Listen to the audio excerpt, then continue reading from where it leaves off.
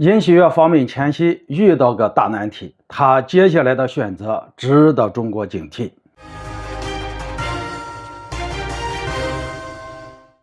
大家好，我是肖银华。自尹锡悦上台以后，韩国政府在战略上可谓是彻底倒向了美国，不管是为了换取日韩关系的改善，宁愿牺牲国民和民族的尊严，还是冒着彻底得罪中国的风险，坚持把萨德在韩国的部署落到实处。可以说，尹锡悦身上再也看不到文在寅政府时期的谨慎，他似乎要带领韩国走上一条危险的不归道路，要像日本一样成为美国在亚太地区的战略附庸。不过奇怪的是，虽然尹锡悦做出一系列献美动作，想用紧抱美日韩同盟，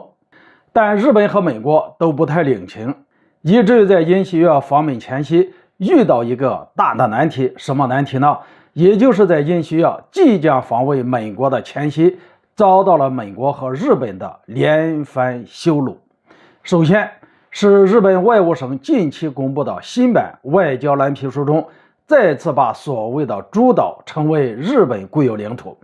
对此，韩国外交部第一时间予以强烈的抗议，并表示韩国政府今后将对日方涉岛一切不当主张予以强硬应对。其次就是不久前美国泄露的机密文件中显示，尹锡悦遭到了美国的窃听。不过对于这件事情，韩国方面倒也不生气，一方面替美国解释，称泄露的机密文件有造假的可能，另一方面替美国撇清了责任，宣称监听事件在很大程度上有第三方介入，还强调什么韩国并没有发现美国出于不良的动机监听韩方的迹象。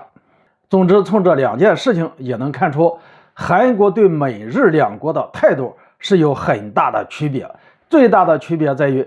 尹锡悦能够摒弃历史恩怨，放低身价和态度，寻求和日本和解，但绝不意味着在底线问题上向日本妥协。而尹锡悦对待美国则完全不一样，其所谓的底线会因美国做的一些什么而重新再画一条底线。在我看来，就算美国真的在监控尹锡悦，韩方也会继续容忍，甚至还可能帮美国找到一个理由，告诉韩国民众美国为何要监控他，要不然韩国方面也就不至于在这件事发生之后，一会儿替美国解释，一会儿又替美国撇清责任。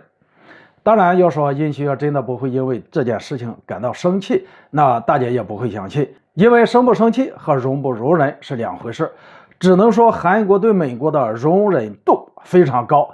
至少比韩国对日本要高。也正因如此，这就让尹锡悦遇到了一个问题，那就是韩国对美国的容忍度到底有多高呢？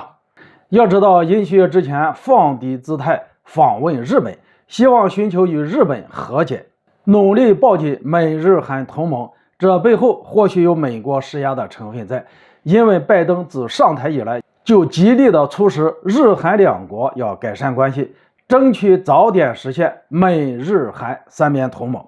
至于美国为什么要这么做，还是为了能够更好的对付中国，这是拜登大国竞争战略的一部分。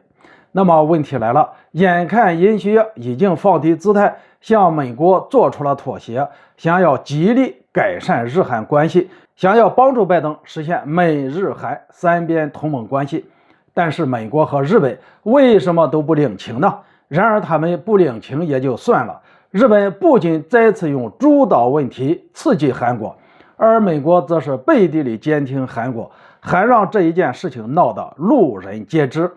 在我看来，这接连发生的两件事可谓都是羞辱韩国，也是在刺激尹锡悦。大家试想一下，在尹锡悦要访问美国前夕，出了这么一档子事，你让尹锡悦选择去还是不去呢？如果选择去的话，拜登肯定要和尹锡悦再次谈及美日韩三边同盟关系。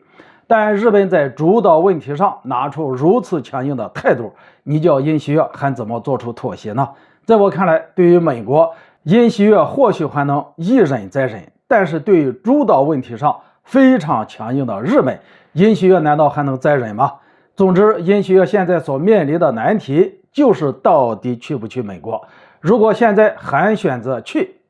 就等同于打碎了牙往肚子里边吞，而这也说明美日韩三面同盟有非常大的概率成型，因此尹锡悦接下来的选择值得中国警惕。好了，今天就说到这里，咱们下次见。